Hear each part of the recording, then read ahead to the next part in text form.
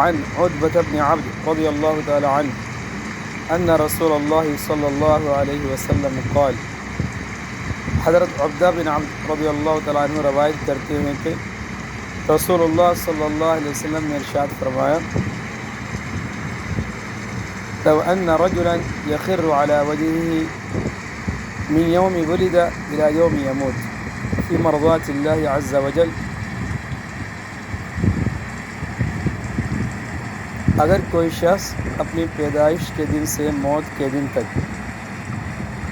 अल्लाह ताला को राज़ी करने के लिए मुँह के बल सजदे में पड़ा रहे तो भी क़यामत के दिन लहक़्क़रहु यौमल क़ियामा, क़यामत के दिन वो अपने इस अमल को कम समझेगा। अन उतबा बिन अब्द रज़ियल्लाहु तआला अन्हु अन्न रसूलल्लाह सल्लल्लाहु अलैहि वसल्लम क़ाल